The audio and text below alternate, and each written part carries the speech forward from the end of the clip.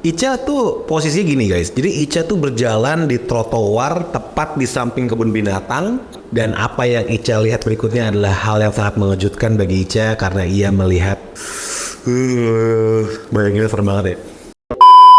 Siapa yang tidak pernah ke kota Bandung? Kota dengan 1000 cerita, kota asmara, kota musik, kota kembang, kota 1000 distro, kota geng motor. Dan ternyata kota Bandung ini juga tidak lepas dari yang namanya kisah-kisah horor guys. Dan lebih tepatnya ini adalah kisah horor yang datang dari kebun binatang di kota Bandung.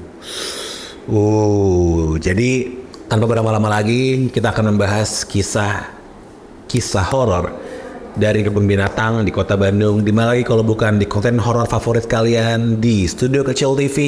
Welcome back to Aku Takut.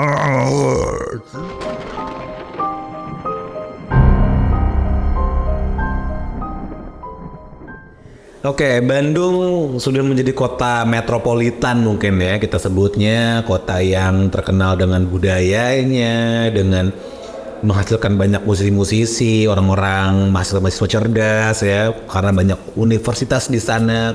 Tapi ternyata kota Bandung juga tidak lepas dari kisah-kisah menyeramkan. Lebih tepatnya ini hadir dari sebuah kebun binatang di kota Bandung yang cukup terkenal yang berada di dekat dari Universitas Institut Teknologi Bandung atau ITB. Menurut masyarakat sekitar, di kebun binatang tersebut banyak makhluk-makhluk tak kasat mata, makhluk-makhluk astral ataupun yang kita sebut sebagai hantu yang sering menampakkan diri di malam hari. Karena berseberangan langsung dengan kampus ITB, jadi pastinya banyak banget saksi mata ini berasal dari mahasiswa dan mahasiswi di Institut Teknologi Bandung tersebut. Dan kisah ini dikisahkan oleh seorang mahasiswi ITB bernama Ica. Saat itu Ica sedang berjalan dari daerah Cisitu menuju kosnya pada jam 10 malam. Sebenarnya sih Ica seringnya lewat belakang kampus ya. Cuman entah kenapa pada malam itu ia berpikir untuk lewat depan kebun binatang di seberang ITB. Awalnya sih Ica nggak mikir macam-macam ya, karena dia tidak tahu tentang apa yang terjadi di kebun binatang tersebut atau ada kisah-kisah apa, dia nggak tahu apa-apaan. Jadi dia lewat aja, dia cuek gitu. Sampai akhirnya Ica merasa ia diikuti sesuatu guys. Ica tuh posisinya gini guys. Jadi Ica tuh berjalan di trotoar tepat di samping kebun binatang. Dan sesuatu tersebut itu berjalan di seberangnya, berarti di trotoar kampus ITB. Ica jujur merasa sangat deg-degan, sangat khawatir karena pada malam-malam itu sering banget terjadi kasus begal dari geng-geng motor yang ada di kota Bandung. Sehingga perasaan tidak tenang menyelimuti Ica dan ia berjalan lebih bergegas, lebih cepat untuk menuju ke kosannya. Semakin Ica berjalan semakin cepat, sosok tersebut pun juga berjalan semakin cepat mengikuti Ica. Bayanginnya serem banget ya. Ica yang semakin tidak tenang, semakin cepat ia berlari. Akhirnya dia berhenti dan dia melihat ke belakang. Dan apa yang Ica lihat berikutnya adalah hal yang sangat mengejutkan bagi Ica karena ia melihat sosok itu tidak berjalan, tidak mengejar dan tidak berlari. Sosok itu berdiam dan melayang. Dan sosok itu merupakan sosok wanita dengan bergaun putih dan berambut hitam sangat panjang. Melayang-layang di seberang trotoar di mana Ica berdiri.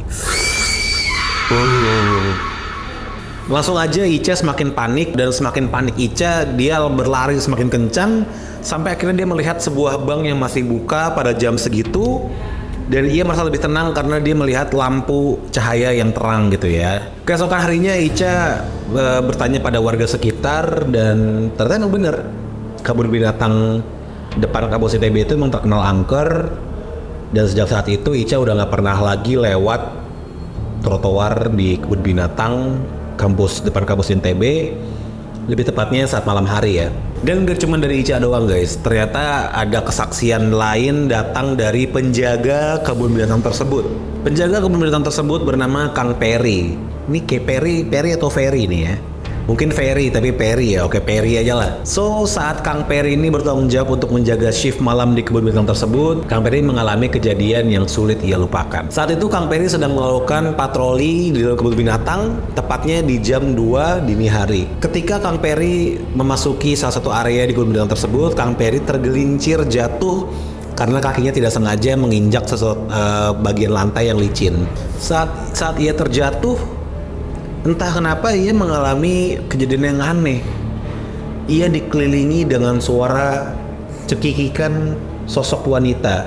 Suara tersebut awalnya samar-samar dari jauh, lalu semakin lama semakin dekat dan semakin jelas terdengar dekat di kupingnya Kang Perry. Kang Perry berpikir bahwa mungkin sosok tersebut sedang mentertawakan nasib sialnya Kang Perry yang tergelincir di lantai kebun binatang tersebut.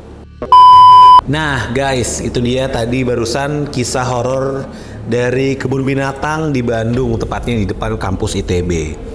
Mungkin ada teman-teman di Bandung yang sudah pernah ke sana dan mengalami kisah horornya sendiri di kebun binatang tersebut. Tolong tulis di kolom komentar pengalaman apa yang kalian rasakan selama ada di kebun binatang tersebut pada malam hari atau mungkin sore hari atau mungkin pengalaman yang lain yang belum pernah aku bacakan.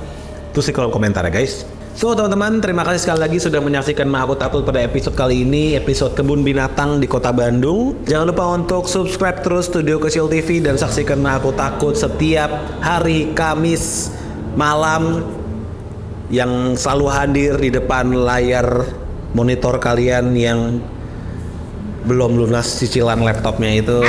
Dan sampai jumpa lagi di Mak Aku Takut episode berikutnya. Bye-bye.